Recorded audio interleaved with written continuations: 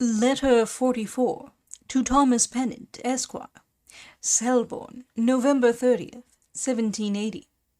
Dear Sir, every incident that occasions a renewal of our correspondence will ever be pleasing and agreeable to me. As to the wild wood-pigeon, the Enos or Venago of Ray, I am much of your mind, and see no reason for making it the origin of the common house-dove. But suppose those that have advanced that opinion may have been misled by another appellation often given to the Enos, is that of stock-dove. Unless the stock-dove in the winter varies greatly in manners from itself in summer, no species seems more unlikely to be domesticated, and to make a house-dove. We very rarely see the latter settle on trees at all, nor does it ever haunt the woods, but the former, as long as it stays with us, from November perhaps to February, lives the same wild life with the ring-dove, Palumbus torquatus, frequents coppices and groves, supports itself chiefly by mast, and delights to roost in the tallest beeches. Could it be known in what manner stock-doves build, the doubt would be settled with me at once, provided they construct their nests on trees, like the ring-dove, as I much suspect they do. You received, you say, last spring a stock-dove from Sussex, and are informed that they sometimes breed in that county. But why did not your correspondent determine the place of its nidification, whether on rocks, cliffs, or trees?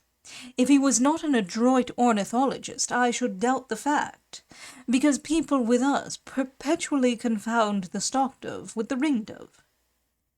For my own part, I readily concur with you in supposing that house-doves are derived from the small blue rock-pigeon, for many reasons. In the first place, the wild stock-dove is manifestly larger than the common house-dove, against the usual rule of domestication, which generally enlarges the breed. Again, these two remarkable black spots on the remiges of each wing of the stock-dove, which are so characteristic of the species, would not, one should think, be totally lost by its being reclaimed, but would often break out among its descendants. But what is worth 100 arguments is the instance you give in Sir Roger Moiston's house-doves in Carnarvonshire, which, though tempted by plenty of food and gentle treatment, can never be prevailed on to inhabit their cote for any time, but as soon as they begin to breed, betake themselves to the fastnesses of Ormshed, and deposit their young in safety amidst the inaccessible caverns and precipices of that stupendous promontory. Naturum expellis furca, tamen viscae recurret. Editor's note.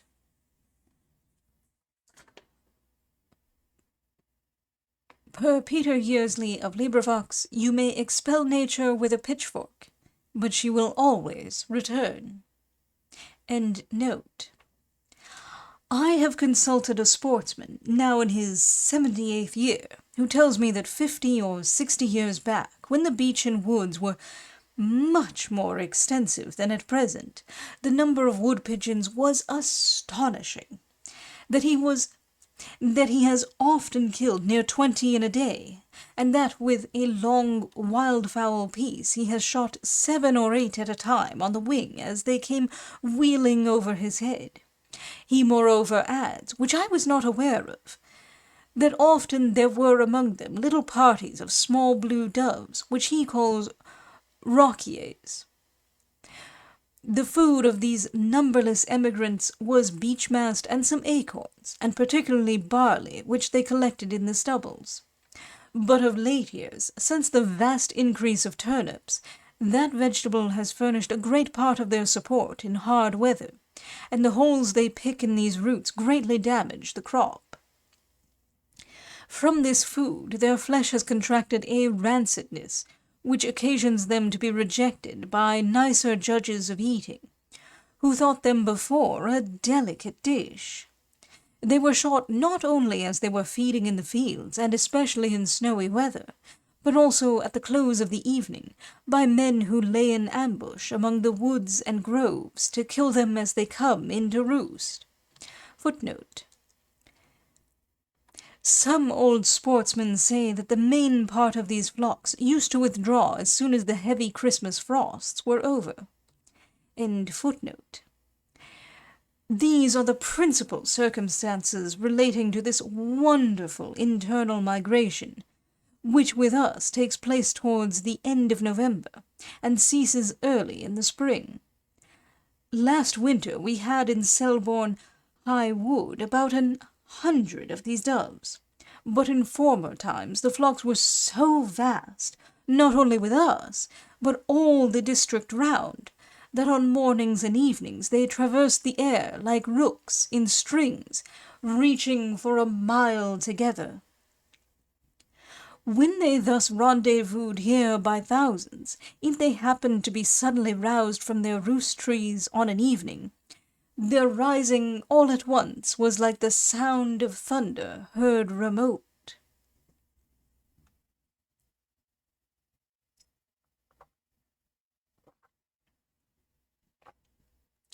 It will by no means be foreign to the present purpose to add that I had a relation in this neighbourhood who made it a practice for a time, whenever he could procure the eggs of a ring-dove, to place them under a pair of doves that were sitting in his own pigeon-house, hoping thereby, if he could bring about a coalition, to enlarge his breed, and teach his own doves to beat out into the woods and to support themselves by mast. The plan was plausible, but something always interrupted the success, for though the birds were usually hatched and sometimes grew to half their size, yet none ever arrived at maturity. I myself have seen these foundlings in their nest, displaying a strange ferocity of nature, so as scarcely to bear to be looked at, and snapping with their bills by way of menace. In short, they always died, perhaps for want of proper sustenance. But the owner thought that by their fierce and wild demeanour they frighted their foster-mothers, and so were starved. Virgil, as a familiar occurrence, by way of simile, describes a dove haunting the cavern of a rock in such engaging numbers that I cannot refrain from quoting the passage. And John Dryden has rendered it so happily in our language that without farther excuse I shall add his translation also. Qualis spelunca subito commota columba, qui domus et dulces latebroso in pumice nidi, fertur in arva volans, plausimque exterita penis, dat tecto ingentem mox eri lapsi quieto, radit iter liquidum, celeris neque commovet alas. As when a dove her rocky hold forsakes, roused in her fright her sounding wings she shakes, the cavern rings with clattering, out she flies, and leaves her callow care, and cleaves the skies. At first she flutters, but at length she springs to smoother flight, and shoots upon her wings. I am, etc.,